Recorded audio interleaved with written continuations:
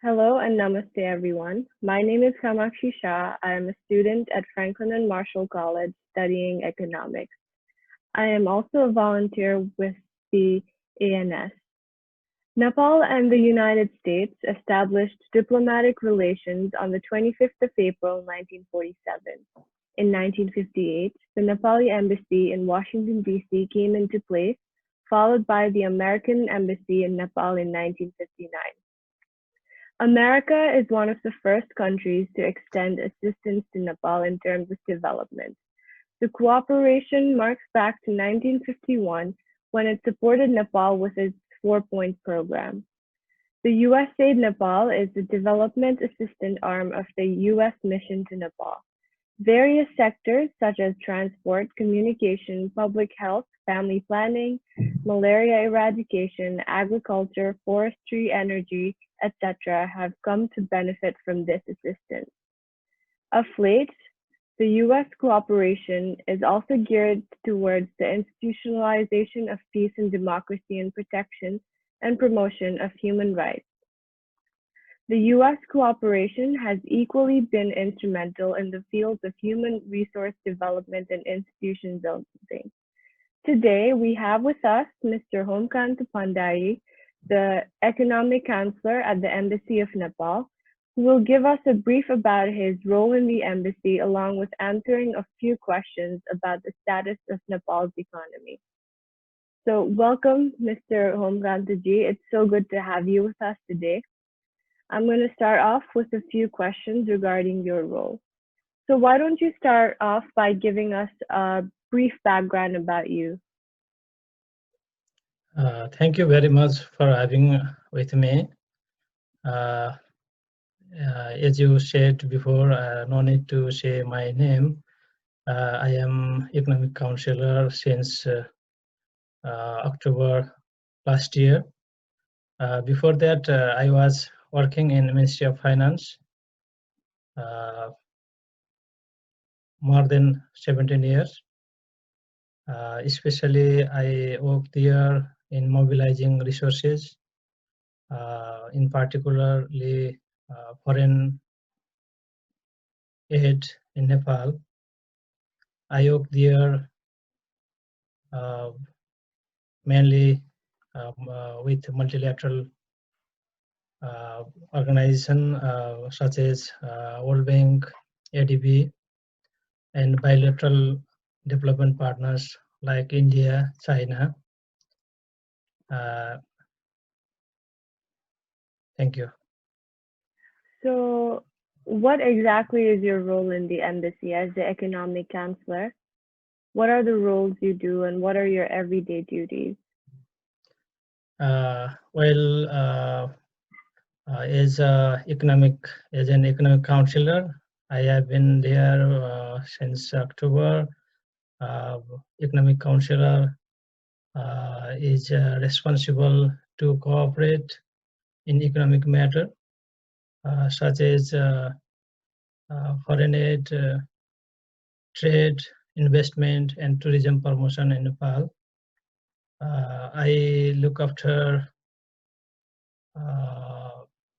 other matters related to Nepali diaspora in USA.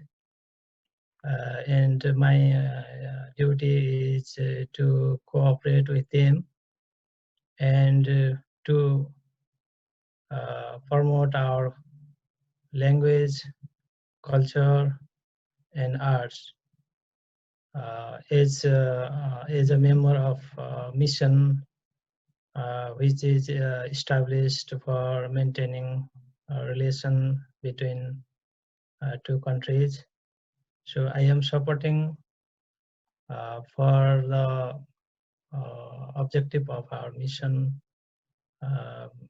to strengthen our economic ties between two countries. So how were you chosen for this position? Like, how did you get selected to come here and work in the American embassy? Yes, it is a newly created job here. Any employee who has been working in Ministry of Finance in the level of undersecretary can be eligible in this post. Government decided to give me responsibility in embassy as a diplomat. So I came here after decision of the government. It is a normal process.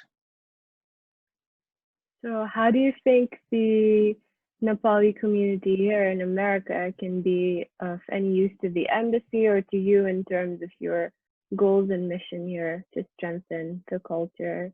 And where do you think the Nepali community should be?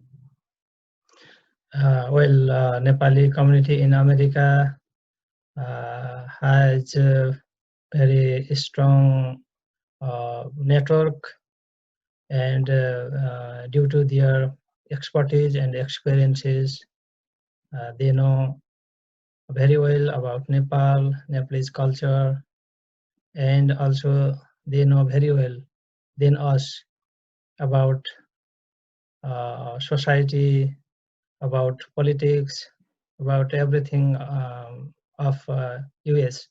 So they can bridge to communities, to countries, in people-to-people level. In modern days, only formal channel may not sufficient.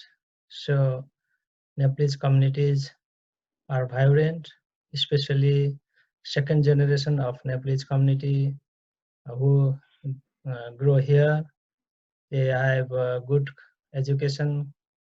They are in top post in recognized organization. They are doing well. So we need to we need to show them Nepalese culture. We need to preserve our culture. So it is our Nepali community in USA has been doing very wonderful job supporting embassies.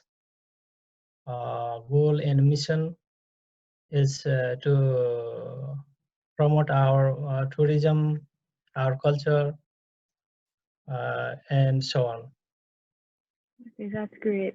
And I'm sure that our audience here, our Nepali American community, they would like be very grateful and thankful to hear your insight, especially regarding Nepal's economy right now. So the next set of questions I have prepared for you relate to Nepal's condition, the Nepali economy's condition right now.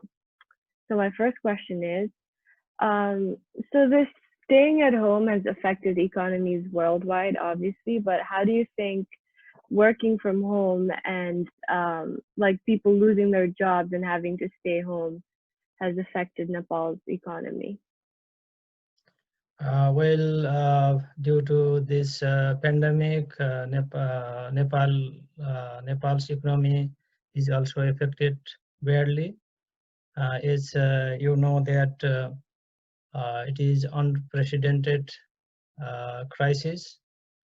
Before only economic crisis or something held, but this time uh, health sector, health crisis brings us economic crisis.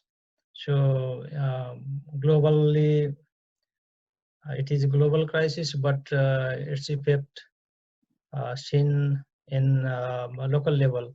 So Nepal is not alone from this pandemic. Nepal's economy is very small compared to other developed economy. Nepal is an agrarian country. Most of the people are engaged in subsistence agriculture farming. It accounts for 1/3 of national economy. Which creates more than 2/3 employment in the country, and other sectors are tourism and service sector. Industrial sector is very low, but service sector is doing well. But due to COVID, our every sector, not only agriculture, industrial sector, but also service sector, like tourism is a hardly hit sector in Nepal because it is our foreign currency earning sector also, so it is also badly affected. Nepal's economy was in a right track before COVID. It grew by more than 7% in 3 consecutive years. When Nepal promulgated a new constitution in 2015, and 3 tiers of government was established, and also Nepal moved into federal country from a unitary country. Nepal spent more than much time in for the stability, political stability, and in the transition. So now Nepal was in good shape. When we talk about economy, we have to think about its geography, which affect its economy and political system also. Our geography is very landscape is our mountainous. Only 20% of our land is cultivated land. So our economy is, our economy is costly due to landlockness. We have no access to the sea, though we have access through other countries.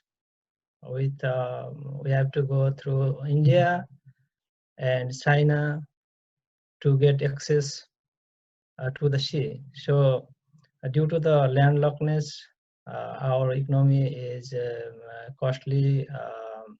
Therefore, it is difficult to us to do our development efforts. Some infrastructure are need to be created. We need to invest more in infrastructure. Some connectivity need to be done. Connectivity obstacles we have due to low level of investment. Yes. So going off of that question, what do you think would be the best way for Nepal's economy to recover after the pandemic? In particular, do you think there are things Nepalese living in the US can do to contribute? Like, I'm thinking of small things to bigger, more elaborate measures. For instance, like using online shops in Nepal and supporting small businesses, transferring money to stimulate the economy, etc. Well, we can do much from here because small support can be instrumental in difficult time. Nepalese community in USA has been supporting in Nepal when Nepal is in difficult situation, not only in earthquake but also in many times. So it is a hard time everywhere, but in Nepal, due to its economy is very small and more and due to some yes यहाँबाट धेरै गर्न सक्ने अवस्था हुन्छ। जस्तै भनौँ न, अब मैले अलिकति नेपालीमा पनि क्लियर गर्न खोजेँ। जस्तै अब अहिले हेल्थको पेन्डेमिक कन्ट्रोल गर्नको लागि we have no own product. We have to rely on other third country, even for mask, even for PPE.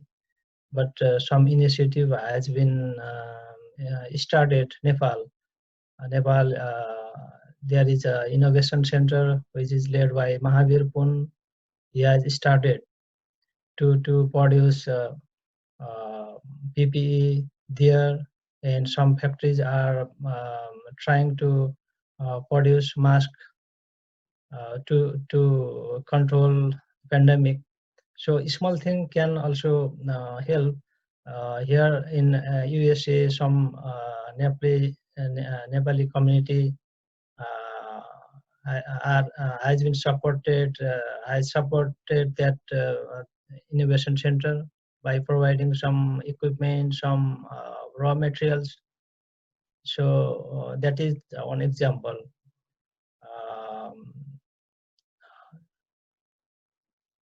Nepal is far behind in technology. Technological support can be done from here. But in online shopping, Nepal, there is online सपिङको लागि चाहिँ धेरै नै प्रगतिहरू भइरहेको छ, धेरै rise भएको छ। लगभग 31 मिलियन US डलर जति चाहिँ त्यसको ट्रान्जेक्सन, त्यसको पोर्टफोलियो त्यति पुगेको भन्ने छ, र 41% जस्तो 41% increase in every year in that sector. Okay, मेरो next question पनि त्यहीसँग related छ. So यो pandemic भन्दा पहिला जस्तै like shops like Bhandari, they didn't really have a big e-commerce market, right? So they're like, now, do you think that because of this pandemic, people will realize and see potential in the e-commerce industry, or at least have like some kind of foundation in the future? Just say websites like Muncha, they were always there for people to send gifts to Nepal from America. So do you think this to other websites or this will rise, and do you see a market for that? Yes, it is popular business in Nepal. It is not decreasing the cost, but also decreasing time also. And in this pandemic, cash transaction may be dangerous. So it is the right time to strengthen, to enhance e-commerce.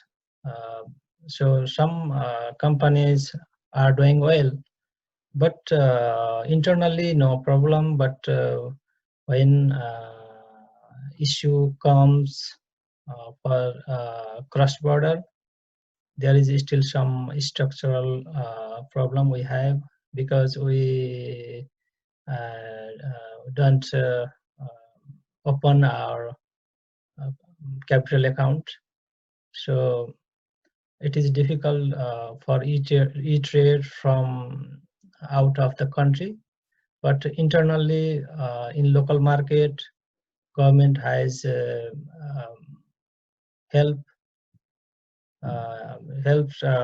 for strengthening e-commerce by legal measure or by incentive, or creating some enable environment, trying to create enable environment for enhancing e-commerce.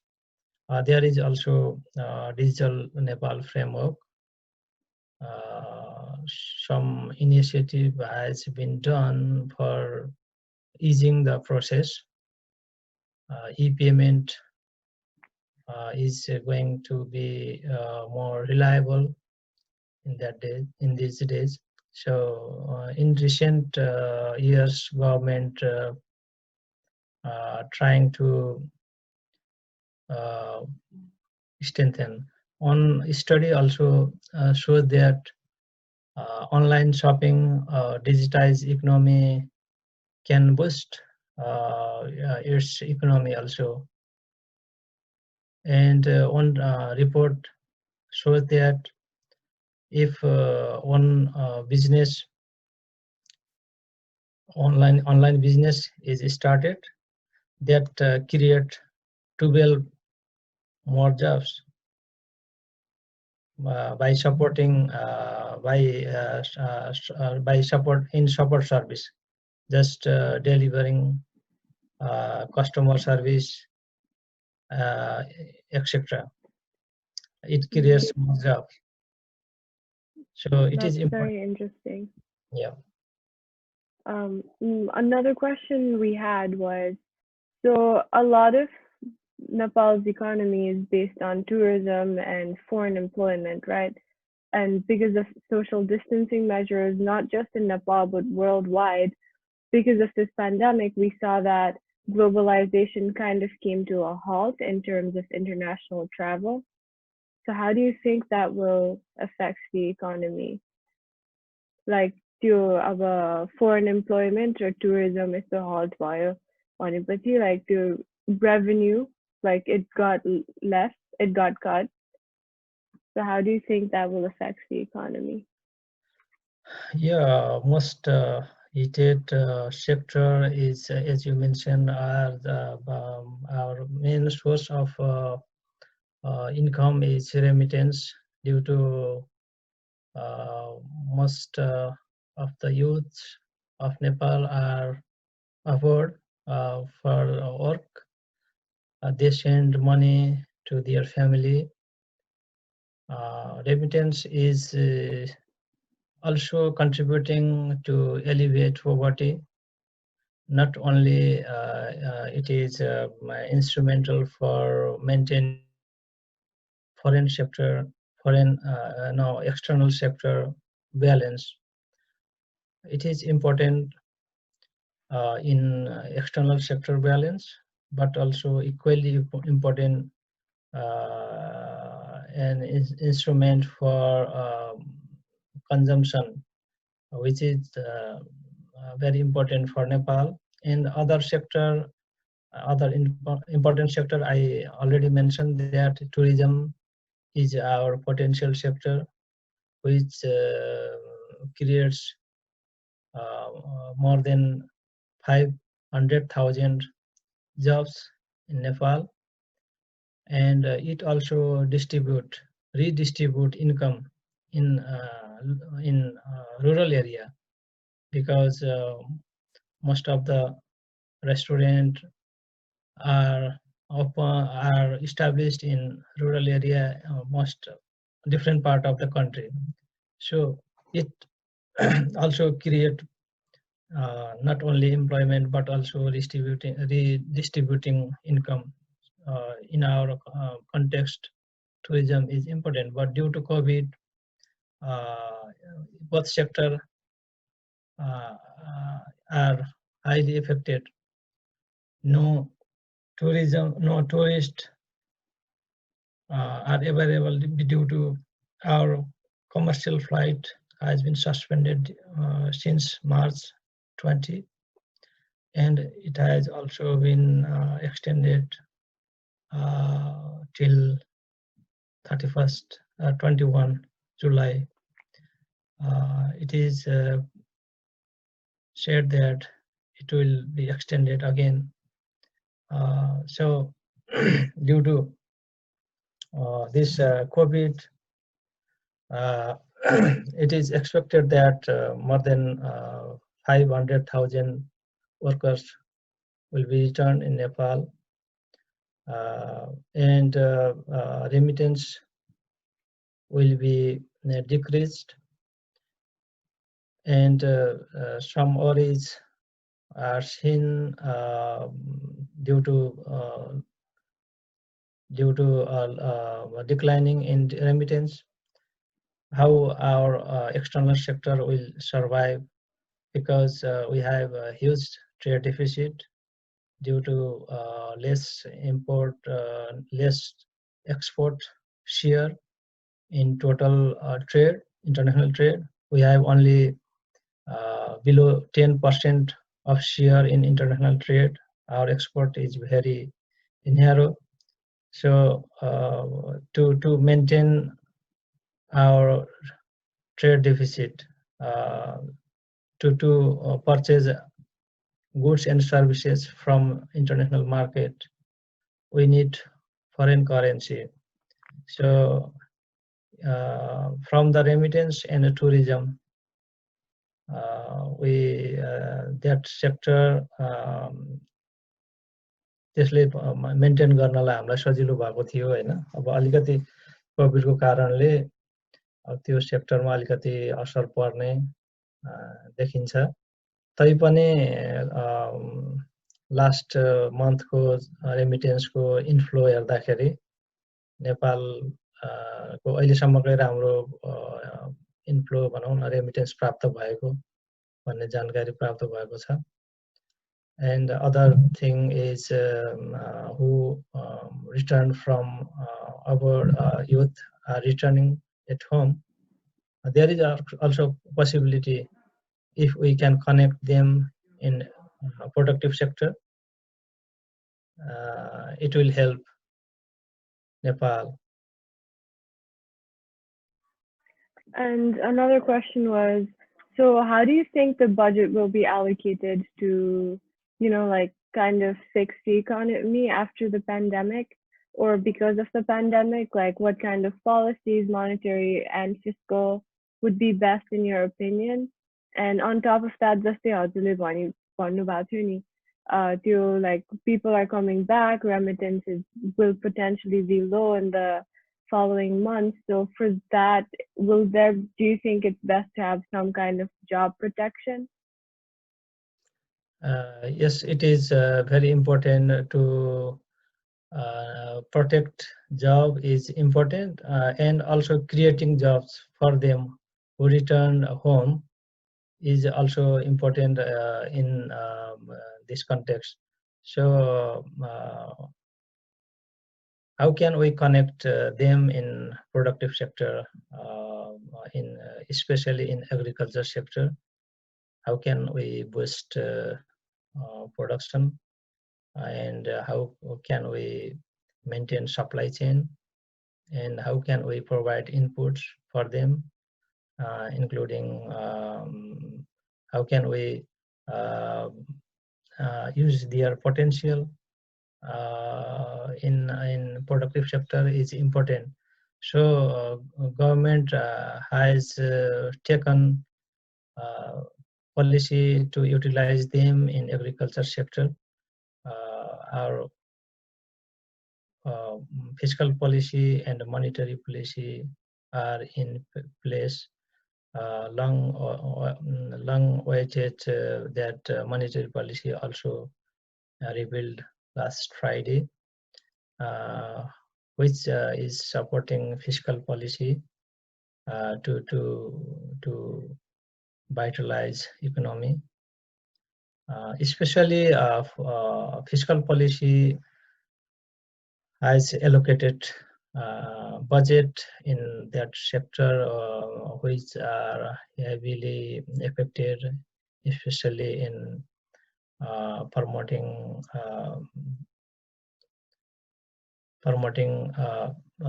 job, creating job in agriculture sector, tourism sector, and to protect life. Most of the budget is allocated in health sector.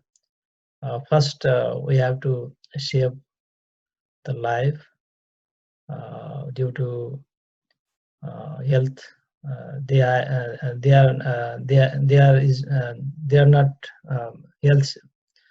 कुनै पनि risk चाहिँ health risk नहोस् भनेर त्यसमा चाहिँ खास गरी अब कोभिडलाई पनि अब हेल्थ सेक्टरको चाहिँ स्ट्रेन्थेन गर्ने कुरा र त्यसपछि अब कोभिडबाट बच्नको लागि खास गरी धेरै बजेट चाहिँ अहिले त्यसमा छुट्याएको अवस्था छ। And Monetary policy also is in line with the fiscal policy. Some refinancing facility is available, and most of the private sector welcome monetary policy is they are demanded. So it will address the current challenge of Nepal's economy. So like worldwide, we saw different types of lockdown measures. I know just in Sweden, just the place now, the lockdowns were less intense. Like restaurants that were open, people were still going out. The only thing that was different was people were wearing masks and practicing social distancing measures. Here in America, well, like social distancing measures are still put in place. But in places like Nepal and India, the lockdown was very intense. The curfew जस्तै गरेको थियो, people were not allowed to leave their houses till like 5 to 8 a.m. in the morning. They could go shop and stuff like that. So, हजुरको ओपिनियनमा if the lockdown in Nepal was less intense, भनौँ न जस्तै कर्फ्यूहरू नगरेको भए इकोनोमीको condition better हुन्थ्यो कि because people would have their jobs, right?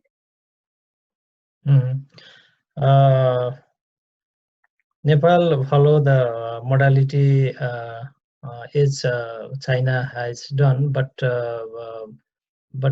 Nepal's lockdown modality is severe because if Nepal ले खास गरी चाहिँ अब संक्रमण बढ्न नदिनको लागि अब अलिकति सिभियरली नै लकडाउन गर्यो हैन। त्यसले गर्दाखेरि इकोनोमीमा त असर गर्यो नै। अब अलिकति कम गरेको भए इकोनोमी अलिकति त्यति तल भनौँ न। अब सेन्ट्रल ब्युरो अफ स्ट्याटिस्टिक्सले निकालेको तथ्याङ्कले 2.28% मा झर्ने भनेर उसले चाहिँ आकलन गरेको छ। त्यो अवस्था त हुन्थेन कि भन्ने एउटा पार्ट छ। तर अब यो हेल्थ सेक्टरमा हेल्थमा जुन भनौँ न अब अहिलेसम्म 17,000 को हाराहारीमा मात्रै इन्फेक्सन छ अनि 40 जना मात्रै अहिलेसम्म भनौँ न मरेको हिसाबले हेर्दाखेरि कन्ट्रोल चाहिँ कन्ट्रोलमै भएको देखिन्छ। तर अब इकोनोमीमा चाहिँ यसले असर गर्यो। अब यदि नगरेको भए सायद हुन्थ्यो कि भन्ने चाहिँ त्यो भ्यूहरू आउँछ। तर it is difficult to maintain balance between health and economy because nobody knows this epidemiology of disease and how long it lasts. So and how it react to economy is still unknown. So we have to maintain balance by taking precaution, by following instruction of WHO or health professional. So it is we have to follow fact and with maintaining social distancing, we have to revive our economy. Okay. So that was it for the Nepali economic questions.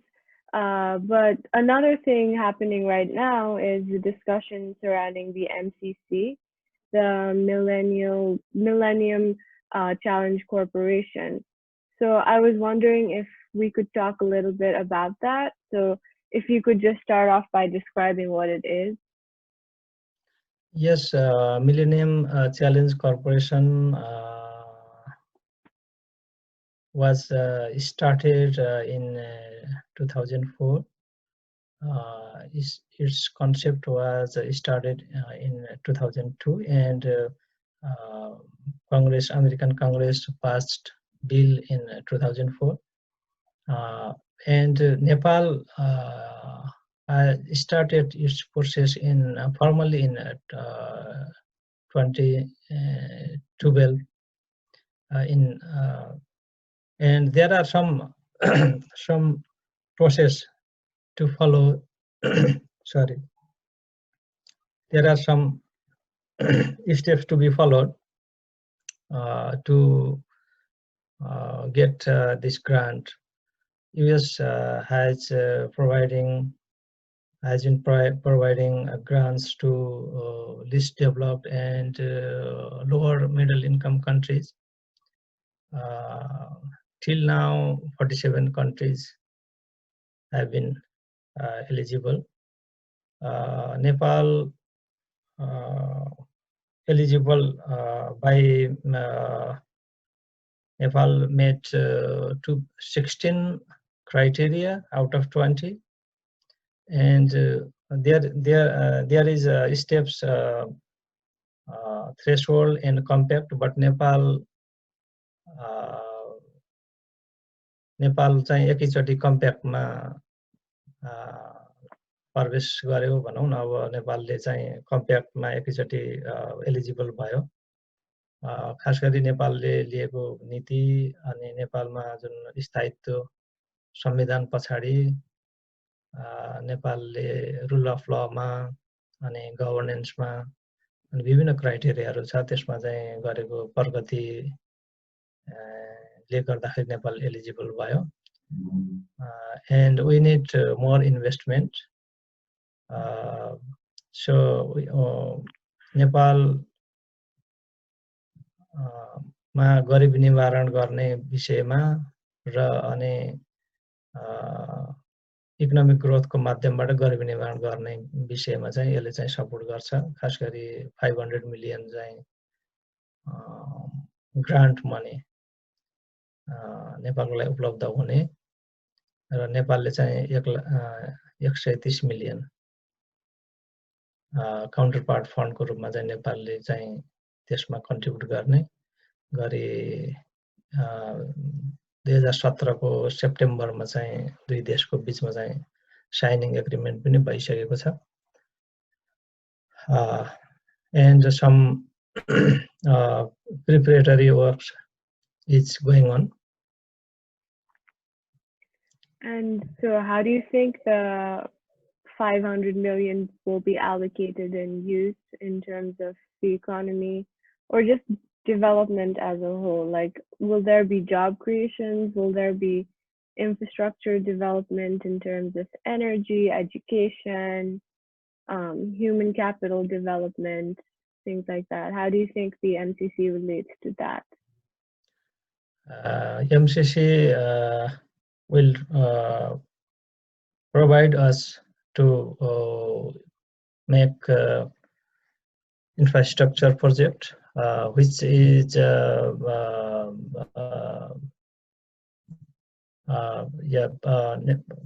इन्फ्रास्ट्रक्चरमा खास गरी चाहिँ विद्युतको प्रसारण line, transmission line, high भोल्टेजको प्रसारण line निर्माण गर्नमा चाहिँ युएसले एमसीसीले सहयोग गर्ने एउटा चाहिँ मूल कम्पोनेन्ट चाहिँ त्यो हो। हुन त अरु देशमा चाहिँ ह्युमन क्यापिटलमा अनि अरु सोशल सेक्टरमा पनि सहयोग गरेको छ, तर अब नेपालको केसमा चाहिँ हामीलाई एउटा स्टडी भएको थियो 2014 मा। त्यसले चाहिँ के आइडेन्टिफाई गर्यो भने नेपालमा चाहिँ त्यतिबेला लोड सेडिङ थियो अनि अब सप्लाई साइड कन्स्ट्रेन्टहरुले गर्दाखेरि बाटोहरु अब अवरुद्ध हुने अनि कनेक्टिभिटीको प्रब्लमले गर्दाखेरि road raw energy sector armour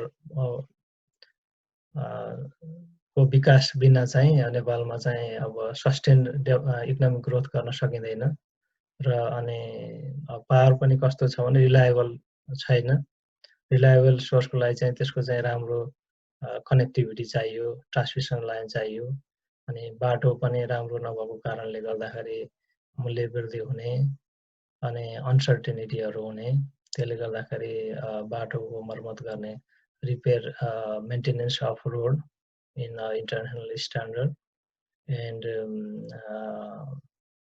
creating infrastructure mainly in transmission line, high voltage transmission line, main two infrastructure areas will be created.